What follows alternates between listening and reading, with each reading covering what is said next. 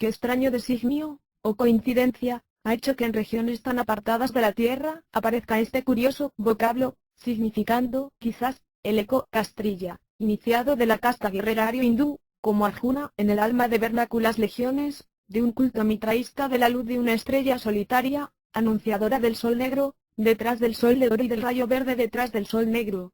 Bien pensaba el padre Mascardi que en la ciudad de los Césares se hablaría el latín hermético, o un griego sacro.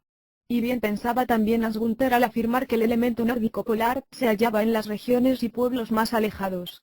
En este caso, en el Polo Sur precisamente, y procedería de los dioses blancos a la leyenda americana, que no es leyenda, como se verá. Qué misterioso sincronismo, para seguir usando la expresión jungeana, me llevó también, me guió, con el instinto seguro de un escúa de la Antártida, la paloma hipérborea del Polo Sur hasta esa cima alpina, tan distante de mis sagrados Andes. O lo estará realmente. El camino sincronístico de la mutación, el antiguo camino iniciático de la estrella, que no coincide exactamente con el de la peregrinación cristiana a Compostela, es un camino esotérico, disponiendo de puntos terrestres y siderales destinados a mutar el ser íntimo del peregrino. Un indicio de lo que se ha intentado nos lo aporta la leyenda cristianizada de los tres reyes magos, de tres razas diferentes. Es el opus alquímico, con sus colores y transformaciones, con sus mutaciones. Como se comprende en la leyenda del jardín de las Hespérides y de las tres hermanas que lo guardaban, los colores de las razas tienen un sentido simbólico y una misión oculta para cumplir, cada una con su propia iniciación intransferible, designada por el universo. El mismo nombre Rey Mago nos revela el secreto. Rey Mago. El héroe semidivino, el rey de la Atlántida, dirigido por los divinos guías hiperbóreos. El rey, que es a la vez mago. El rey del mundo, los vitúrigos celtas, Maxalaun. Los Reyes Magos son dirigidos por una estrella, en dirección de un nuevo nacimiento, de una transformación o mutación, hacia la vida eterna, el final del camino de la estrella. Y el renacimiento, el niño lo encuentran en Belén, es decir, en Aries, ya producida la catástrofe del hundimiento de la Atlántida, del desmembramiento, del éxodo, de la pérdida del Edén. Beleño y Belicena son los dioses de Aries, dioses también ibéricos. Belicena, la diosa madre, Isis, la negra, diosa de cátaros y templarios, diosa de la migredo alquímica, que busca de juntar los pedazos dispersos en la gran catástrofe, los trozos de la corona rota. Es la estrella de la mañana en el cielo oscuro de la noche, el lucero de Leia. El camino de la estrella es así el de Venus Lucifer, el de los caminantes del alba, el de los orígenes, en cuyo seguimiento se encuentra la ayuda de un guía perro, el de Santiago el Mayor, también el de los hielos de mi Antártida, el mismo que nos espera al final de la Vía Láctea, con la constelación del Can Mayor. Que el camino de Compostela es el de la iniciación alquímica, con las transmutaciones sincronísticas de la materia externa e interna, nos lo está indicando el mismo pórtico de la gloria de la Catedral de Compostela, donde aparecen los 24 ancianos, cada uno con el matraz alquímico. Son también los músicos de la piedra, de las guitarras de piedras, sabios de la cábala musical, fonética, la de Orfeo y los Minnesanger. En el pórtico se encuentra Santiago el Mayor y Santiago el Menor. Este último lleva en su mano el bastón del constructor, el que transforma la materia con la vibración del sonido, edificando, según leyes de una geometría musical, órfica, pitagórica, la de la música de las esferas. Es la vara de los faraones, de Maxahau, señor de la naturaleza, del mago. Santiago el Menor es cojo, indicándose así su procedencia luciferina. Al igual que Tahoma, más adelante nos referiremos a este ser, el doble, el hermano mellizo de Jesús, el de las apariciones después de la muerte, quien se le parecía basta en la manera de cortar el pan. Quizás Santiago el Menor sea el doble astral del Mayor. 61. En San Juan de la Peña también se encuentra el atanor alquímico, al comienzo, como al final del camino de la estrella. La búsqueda es, así, la del Graal, de la piedra de Lucifer, la del exilio, la que está más allá de la piedra y la madera de la construcción.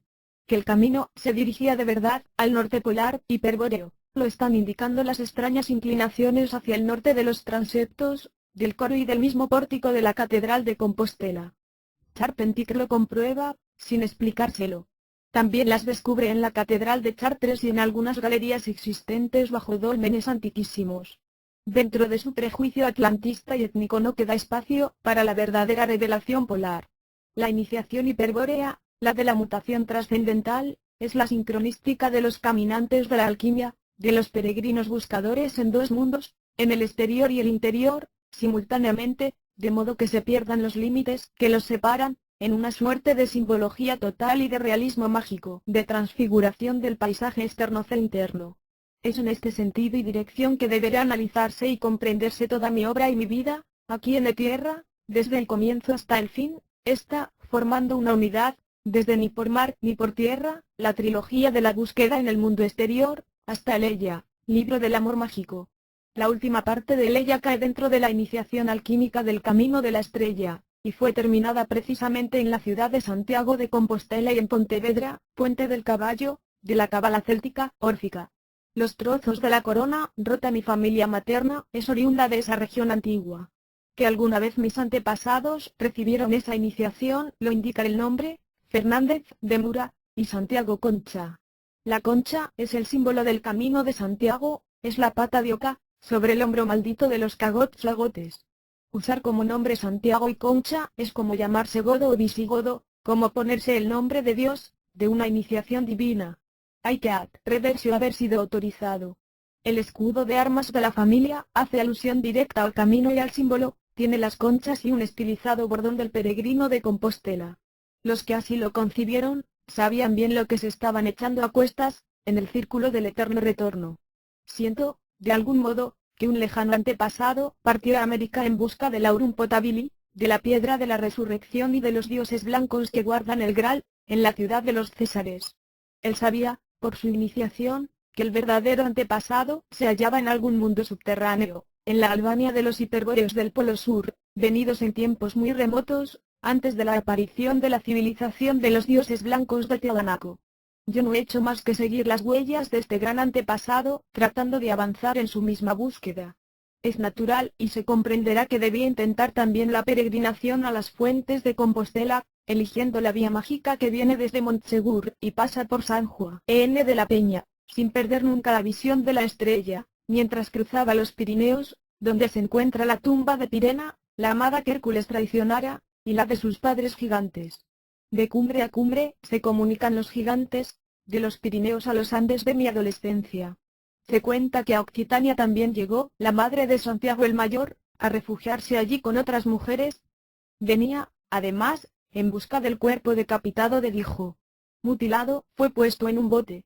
Llevado a la deriva por las aguas, vino a encallar en Padrón, cerca de Noya. Su primera rumba fue el Pico Sacro. Luego, Santiago de Compostela. Hay aquí una transposición visible de la leyenda de Osiris. Una dispersión, un cuerpo mutilado en una catástrofe, en un hundimiento, el éxodo de una raza de divinos, la búsqueda de la unidad perdida, de los pedazos dispersos en las cuatro direcciones de la esvástica que gira, para unirlos otra vez, aquí o allá, en la otra tierra, en la interior, de donde salieron, o en la estrella de la mañana. Es la corona rota de Lucifer, el Graal que hay que encontrar, reconstruir. La totalidad. Pero existen los que en vez de buscar la integración de los errantes, han dividido aún más, mutilando nuevamente, adulterando el sentido profundo del éxodo y del retorno de la esvástica de Estrógira, en dirección al norte hiperbóreo, para dar desde allí el salto a la estrella. 62. María Salomé ha llegado también a Occitania, donde realmente debe iniciarse la peregrinación a Compostela. Salomé parece ser nombre genérico, refiriéndose a una raza, o a un pueblo de iniciados, a una orden. Así como María es maya y es Shakti, Salomé es femenino de Salomón y es también Salem, la ciudad de la paz, del Samadhi, en sánscrito. Y no olvidemos que la tierra, Katara, está regida por el principio femenino de Paracletos, la paloma de amor, la Gleisa Katara, es decir, Shakti. Salomé es así la reina de Saba, quien se dice tuvo amores con Salomón. Según algunos autores, existió una princesa de este nombre, quien los tuvo también con Jesús, de la casa de David. Esta princesa reina da entonces nacimiento a una raza solar, aria, semidivina, que vivió en Salem, es decir, en Agarthi. Es Lianibaya, Tule, la ciudad de la paz, del Samadhi. Ahora bien, María Salomé es la madre de Santiago el Mayor. En Occitania y en la Galicia góticas, célticas, viene a buscar los pedazos del hijo, dispersos en el éxodo de los semidivinos, a reintegrar el Osiris solar. En el año 1300 antes de nuestra era, los arios han sido pulsados de Egipto por los ejércitos de Ramsés II, según Spanut. Anova, nombre que recuerda el de Noé, llega un muerto despedazado. Una parte de la totalidad perdida. Otros arribarán en el Cáucaso, por supuesto mucho antes del 1300 anterior a nuestra era. También llegan a América. El Pico Sacro, frente a Santiago de Compostela, será lugar de anclaje del arca. En páginas posteriores nos referiremos al sentido de este nombre que significa ario, renacido, nacido dos veces, sobre el monte de la salvación. De allí descenderán a los llanos, cuando las aguas se retiren. Hay entonces un doble acontecer correspondiendo a épocas muy diversas y distantes, un sincretismo y palimpsesto en la leyenda del apóstol Santiago el Mayor, como lo hay en el muerto allí enterrado. Porque los que primero anclaron eran los salvados de la Atlántida hiperbórea del norte, del Mar del Norte, del Polo Norte, en los postreros hundimientos de restos del continente primigenio. Mucho después vendrán los expulsados de Egipto, en busca de reintegrarse con las ramas afines, sobrevivientes del otro éxodo y que permanecían en Occitania y en la Galicia ibérica, los antiguos nórdicos, constructores de dólmenes, menires y cromles, a los que Charpentier llama ligares y vascos. En verdad, son los druidas hiperbóreos. En la entrada del Pico Sacro, la iniciación en Noya y la mutación en Ageitos, llegué a Santiago de Compostela un 21 de junio, sin saber que ese mismo día se abre la puerta santa del templo, lo que sucede solo cada 5 años, cuando el sol se encuentra en el solsticio de verano, marcando la dirección del Pico Sacro. La puerta mira hacia este pico, indicándonos que el templo de Compostela ha sido monumento solar. Sosteniendo la columna principal, frente a la puerta de la gloria, se halla el héroe Gilgamesh, rey de Asiria, 3000 años antes de nuestra era. Fue el constructor de las murallas de Uruk, la columna hiperbórea que conectaba en el cielo. Abre las cabezas de unos leones, símbolo solar, y baja a los infiernos a llevar allí la luz. Apolo Lucifer. Su hijo es Beográn, también decapitado en Inglaterra, la Engeland, tierra de ángeles extraterrestres, tierra de los muertos de Hiperbórea, donde a la vez se ha producido una mutilación, un desmembramiento. Beográn arriba, a Galicia embarca y despedazado. Sin duda es este el muerto enterrado en Santiago de Compostela, o en el Pico Sacro, y que hay que resucitar, reintegrar. Un muerto hiperbóreo y que los celtas de Galicia reivindican como su héroe legendario, protohistórico. El sentido iniciático se hace visible. En Santiago de Compostela, el peregrino de la raza hiperbórea, semidivina, debe reintegrarse alquímicamente, míticamente, a la totalidad perdida, a su origen extraterrestre, dando el salto a la estrella. En el peregrinar por montes y altos pasos sacros, habrá tenido tiempo de meditar, preparando su mutación, por medio de la revelación paulatina. En la iglesia del Santo Milagro, en Piedrafita del Ceibrero, habrá visto un grial, se dice de otro que estuvo en San Juan de la Peña y junto al cual en una inscripción reciente, se menciona a Parsifal y a Wagner. Allí beberá simbólicamente la sangre de los seres azules de Hiperbórea. 63. El grial es verde, con el color del rayo detrás del sol negro. Pero antes, habrá podido detenerse, si lo desea, en el convento benedictino de Samos, donde descubrirá que este nombre es germánico, visigótico y viene de Samanos, con descendencia sánscrita, también de Samadhi, que quiere decir con el ser primordial, con el gran antepasado hiperbóreo, en este caso. Y así va todo. Porque Beográn es también Botán. Y el Pico Sacro es el Elbrú de Occidente. El convento de Samos tiene su origen en otro visigótico, del siglo VI. He escalado el Pico Sacro. En su cima, encontré a un joven que me guió hasta una cueva y me contó que por ella se entraba a un mundo subterráneo, a la tierra interior. Unos pastores, siempre los pastores, habían hecho descender un cordero, el cordero de Aries, amarrado con una cuerda, y, cuando lo izaron, venía completamente despedazado, como Beográn, como Santiago el Mayor. Seguí luego a Noya y en su cementerio, estuve contemplando las lápidas con signos extraños, con runas mágicas, donde se daría la iniciación a aquellos que deberán continuar más allá, hacia ese fin del mundo terrestre, de esta tierra posterior al hundimiento de la Atlántida. Aparece allí un hombre convertido en svástica de Estrógira, es decir, un signo que nos indica el movimiento y dirección que el hombre deberá seguir. Es una svástica con cabeza de hombre. Hay también un grial y manos y pies. El hombre aparece representado por signos esquemáticos, simbólicos, que no empiezan en él, ni tampoco terminan con él señalándonos los cambios, las involuciones y las mutaciones posibles. Son líneas de fuerzas, como las existentes en las cavernas del sur del mundo. Esos signos fórmulas representan el átomo simiente, de modo que aun cuando el hombre desaparezca, la vibración del signo presente en la piedra, lo volverá a crear, a recrear. Al hombre divino, al superhombre. Si uno se deja llevar por la contemplación, sin pensar, sentirá que algo se levanta dentro y poco a poco, le transforma, preparándole para lo que seguirá. Es la recompensa del gran viaje, del peregrinar, para el que hasta aquí ha llegado, dando los pasos necesarios y justos, dirigidos por la estrella. Podrá continuar hasta Jeitos, a unos 36 kilómetros de Noya. En medio de un bosque de pinos, perdido en la verdura, se encontrará ante el más impresionante dolmen. Y se le entregará el secreto. 3 piedras inclinadas hacia afuera, sostienen el techo.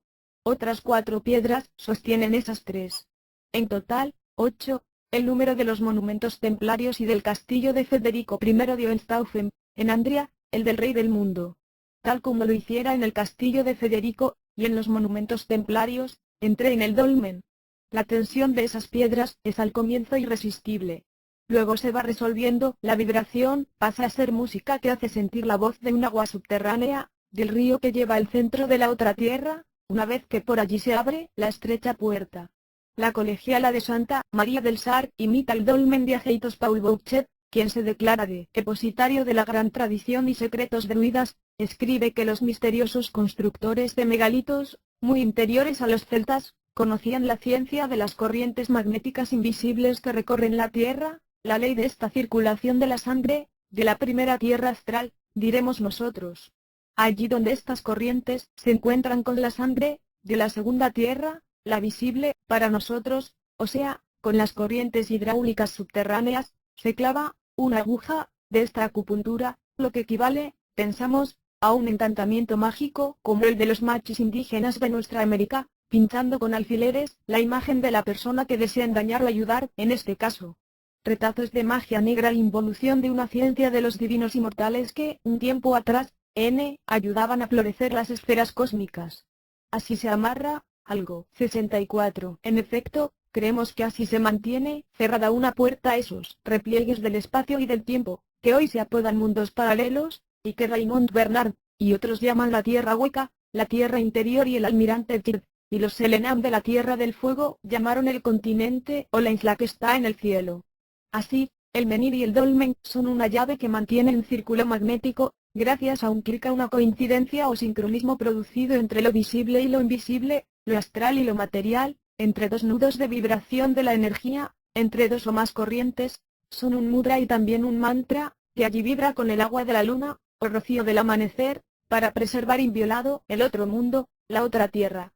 La ciudad de los Césares, Agarthy, Sambaya, Paitete, el Elin, los oasis del hielo, las entradas a la tierra hueca, interior. Pero esas llaves fueron usadas y aún podrían serlo por los peregrinos de entre dos mundos.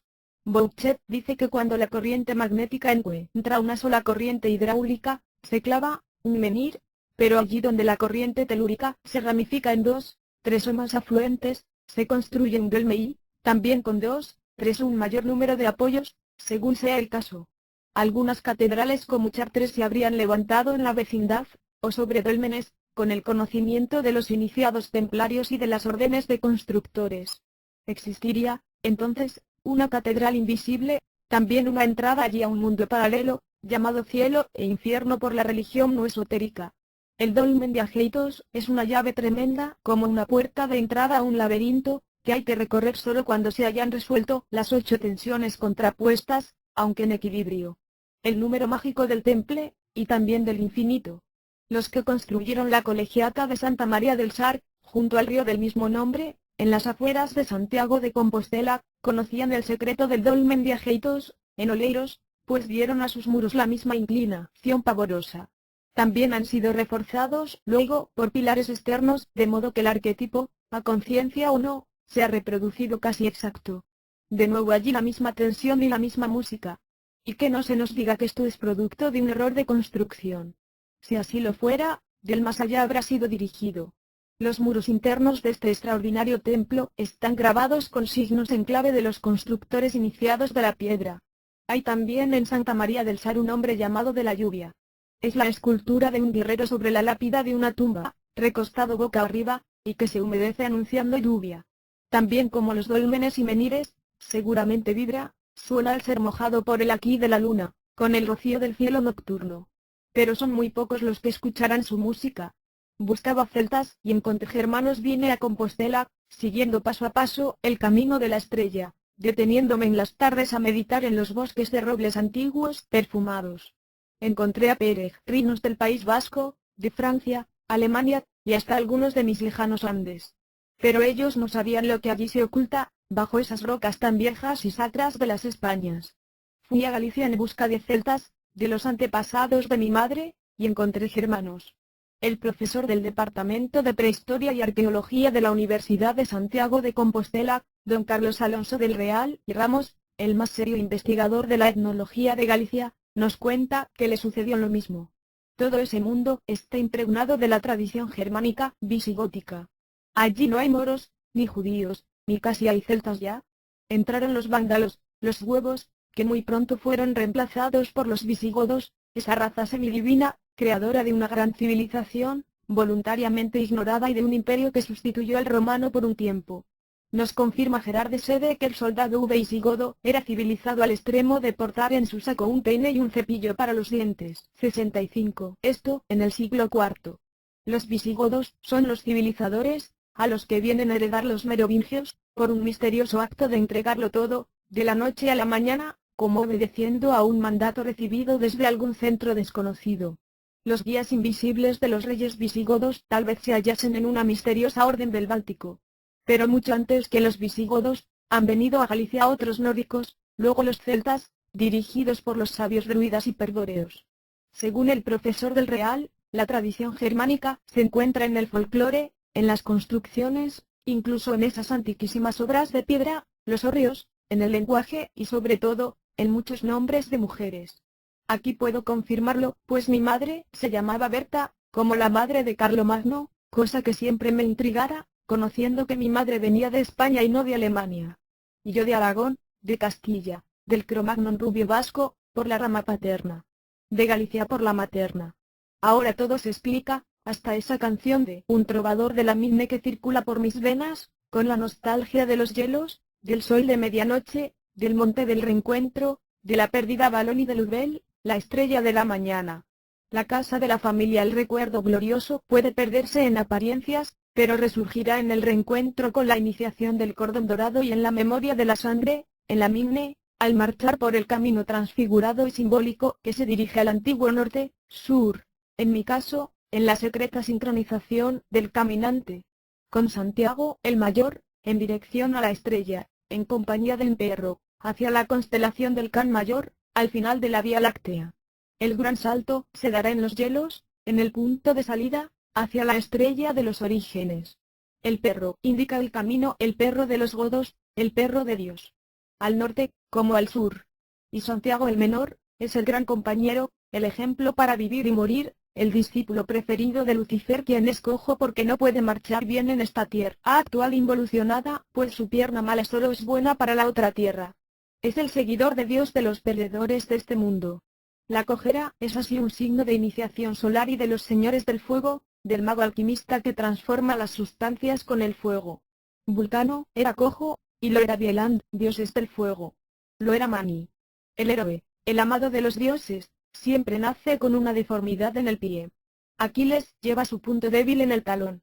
En la mitología chilena, el trauco y el imbunche tienen los talones torcidos hacia atrás, caminan de regreso. Se dice que los lémures tenían un talón doble que les permitía marchar con facilidad en ambas direcciones. Edipo padecía mal del pie. Seguramente lo padecía Merlin, y Goebbels, quien desaparece con Hitler en el fuego. Un perro acompaña también a Hitler hasta el final. El arquetipo reaparece con las figuras simbólicas, como diría Keyserling. Para los cátaros todo termina en el fuego, en sus envolventes llamas.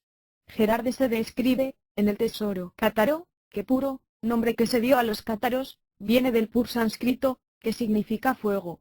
El espantable, todopoderoso arquetipo autónomo, como diría Jung, se apodera de las luces y las sombras, se encarna en los momentos estelares acuna vida y en las tragedias colectivas. La concha, que fuera usada como el símbolo del camino de Santiago, es la pata de la oca estilizada. Se halla grabada en las piedras de la ruta de la peregrinación y en rojo, sobre el hombro de los cagots, es, sin duda, una indicación al tridente del dios de la Atlántida, Poseidón, y también al remo que salvó de las aguas, la iniciación del cordón dorado. Hace referencia, además, a un pie deforme, iniciático. Hay una reina, o diosa, con pie de palmípedo en la catedral toulonense. La reina madre de Carlomagno. Berta, tenía un pie con los dedos unidos. 66. La reina de Saba era de pies caprinos. Salomón la descubrió haciendo uso de un truco. Pero Saba quiere decir sur, reina de la luz del sur. Puede que sea también la estrella de la mañana, la de Lucifer, la de Leia.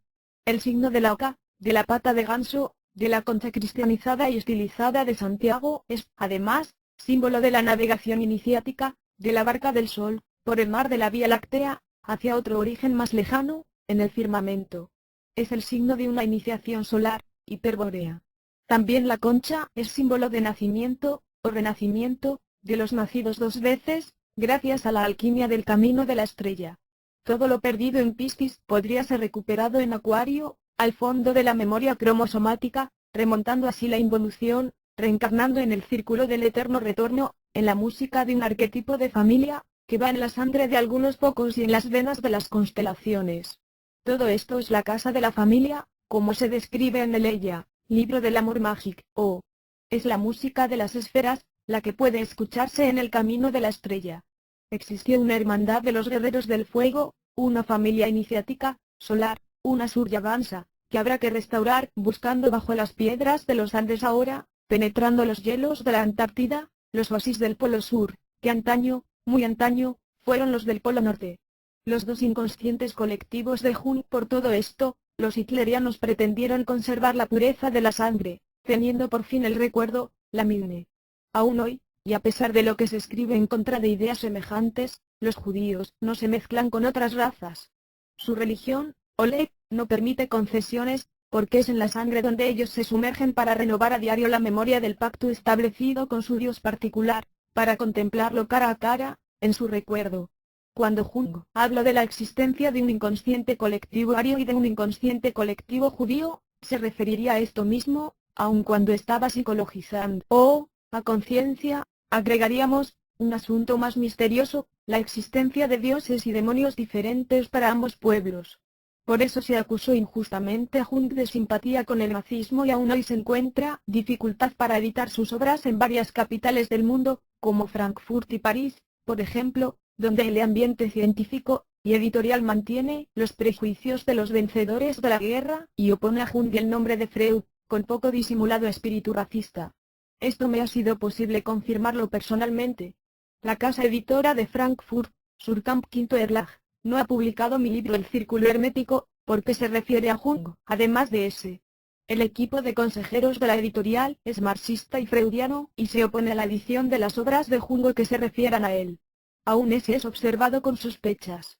Sin embargo, su publicación no podía evitarse porque la editorial posee los derechos de todas sus obras, además de que su presidente, el Dr. Unseld, debe a ese la editorial. Hermann Messe, por otra parte, se ha transformado en el negocio del siglo, o a pesar de lo cual los consejeros filomarxistas piensan que se propicia peligrosamente la mitología de base del romanticismo alemán, que produjo el nazismo, además de significar un escape del mundo de los hechos reales, y del finalismo económico de la dialéctica del materialismo histórico.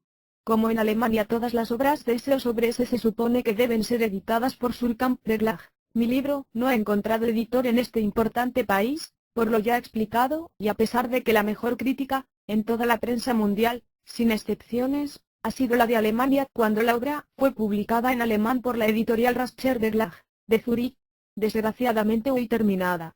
En el momento crítico del Kali Yuga, en la catástrofe involucionista de la Tierra y